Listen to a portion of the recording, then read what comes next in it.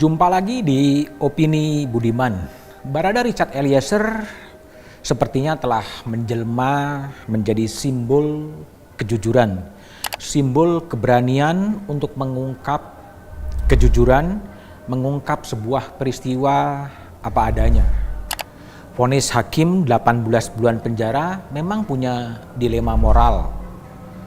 Apapun, Eliezer adalah orang yang menembakkan peluru dan menembus dada Yosua, teman sesama ajudan dari Verdi Sambo. Namun Eliezer telah mengakui perbuatannya. Ia membunuh, ia menembak karena perintah sang jenderal. Kalau Eliezer disebut sebagai panutan, bukan karena ia melakukan penembakan, karena penembakan tidak bisa dibenarkan, karena penembakan mengakhiri kehidupan sang ajudan Yosua Huta Barat.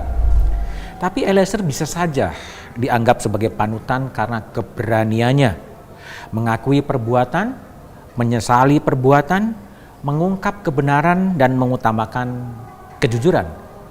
Tapi pandangan itu juga jangan disederhanakan. Orang membunuh, mengaku, menyesal, kemudian mendapatkan keringanan hukuman. Bukanlah seperti itu.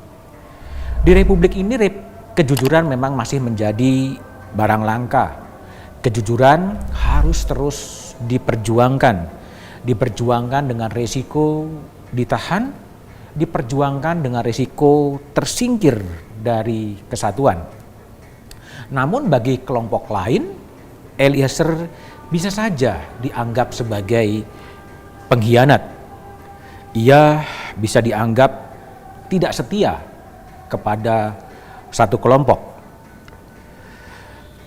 Tapi tanpa keterbukaan dan kejujuran Eliezer, sidang ini tentunya tidak akan bisa berlangsung dan tidak pernah akan ada sidang ini. Disinilah dilema moral yang dihadapi oleh Eliezer. Bersetia pada perintah atasan dan kejujuran untuk mengungkap berbagai penyimpangan yang ada.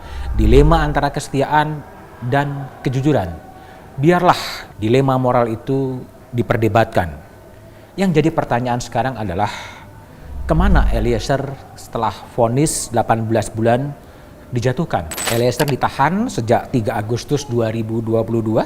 Jika putusan itu telah mempunyai kekuatan hukum tetap, artinya ada ruang bagi Eliezer bisa bebas pada 3 Februari 2024. Tetapi sangat tergantung kepada jaksa. Memang terdengar selentingan ada pro dan kontra di lingkungan kejaksaan, apakah akan banding atau tidak banding. Beruntunglah sehari setelah vonis dijatuhkan, Kejaksaan Agung kemudian menyatakan bahwa jaksa tidak banding. Menyatakan terdakwa Richard Eliezer Budiang Lumiu terbukti secara sah dan meyakinkan bersalah melakukan tindak pidana turut serta melakukan pembunuhan berencana. Menjatuhkan pidana terhadap terdakwa Richard Eliezer Budiang Lumiu dengan pidana penjara selama 1 tahun dan 6 bulan. Tetap berada dalam tahanan. Saudara Richard Eliezer Budiang Lumiu yang telah berterus terang,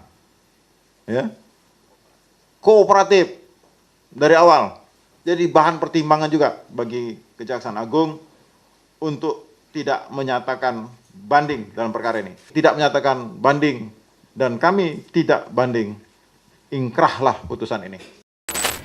Eliezer pun menerima, artinya putusan kasus Eliezer telah mempunyai kekuatan hukum tetap. Itu adalah akhir dari drama Eliezer. Pihak keluarga Eliezer menaruh sebuah harapan agar Eliezer bisa kembali ke kesatuannya. Itu disampaikan oleh Ibunda Eliezer dalam wawancara saya di Satu Meja.